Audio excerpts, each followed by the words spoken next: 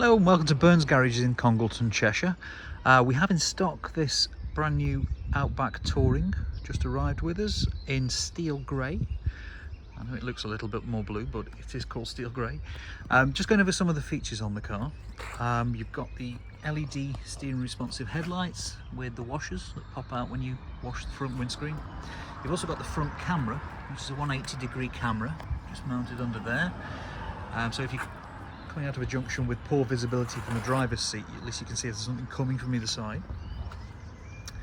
So you've got the full cladding around for protection. You've also got the camera which is mounted underneath the passenger side door mirror, and that will show the front passenger side wheel of the vehicle when you're parking against a curb.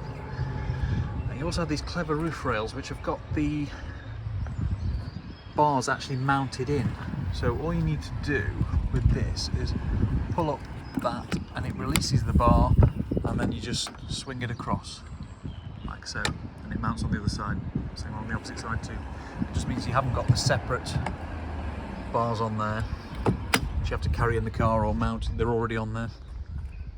Keyless entry on the car too, and also with the Outback you have this clever bit on the badge where if you just wave your hand or elbow in front of the Subaru badge, if the keys are within a metre of the car, it opens the tailgate remotely. Massive boot space in the Outback. You can see the length of the storage area without the seats folded down, but if you fold the seats down you can see it's a really long cargo area. The tonneau cover will mount underneath the boot floor. Got extra storage space under there, but just on either side there is a cutout space to put the tonneau cover in there, so you don't have to store it in a garage or whatever, you can keep it in the car with you. I'll shut the electric tailgate.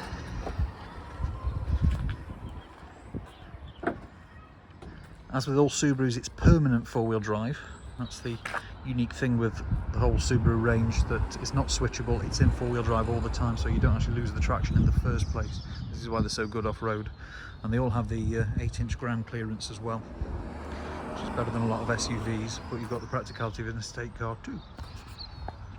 Inside the vehicle, being the Touring, it's got the Napa leather seats. The squab is adjustable on the front here as well, so if you've got a taller driver, it helps with the support underneath the knees. The electric seat adjustment is there. You've also got the lumbar support is electric too. On the door you've got the normal mirrors and windows, the mirrors fold in, and you've also got the you can store positions for the driver's seat, two separate positions there. And inside, now this is the first Subaru with the large 11.6-inch touchscreen. If I start the vehicle, you can see it all comes to life. So we've got a much bigger display screen where the radio, climate control is at the bottom, sat nav, etc., and the media. It's got Apple CarPlay and Android Auto fitted as standard too. It's all operated from there. You've got the driver recognition system built in, so it monitors the driver. Just check they're keeping an eye on the road, but you can also set it with profiles, so it will recognise you as you get in and set your seat for the position you've reserved. Further down we've got the USB sockets on here, electric handbrake, automatic gearbox as all Subarus are now, and the view button is just for that front camera on the mirror. So if I press this, you see it comes up, it actually shows the front of the car and the mirror one at the same time. Press it again, it will just show the front of the car, and press it again, it will just show the mirror, so you can choose what you're showing there as well. The reversing camera just comes on when you put the car in reverse. You see behind you too.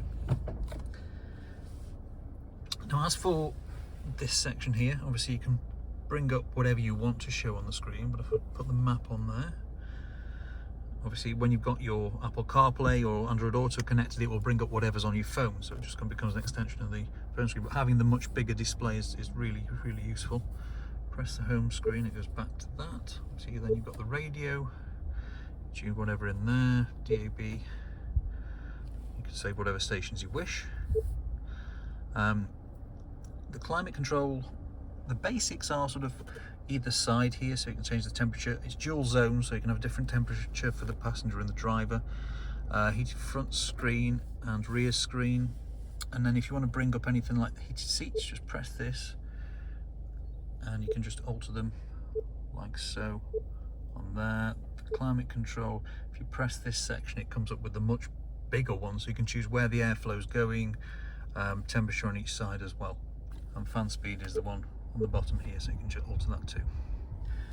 Onto the steering wheel, again, part of the safety system, you've got the adaptive cruise control on the car, the lane keep assist as well, now which you can turn on and just keep the car in white lines on the motorway.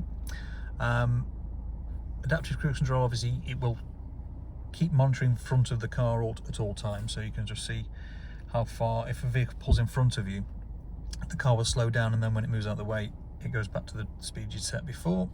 All the radio controls on here, and you have paddle shifts on the back of the steering wheel if you want to change gear manually using the auto box too. You've also got the electric sunroof, which is standard, and the Harman Kardon stereo system as well is also standard on the touring models.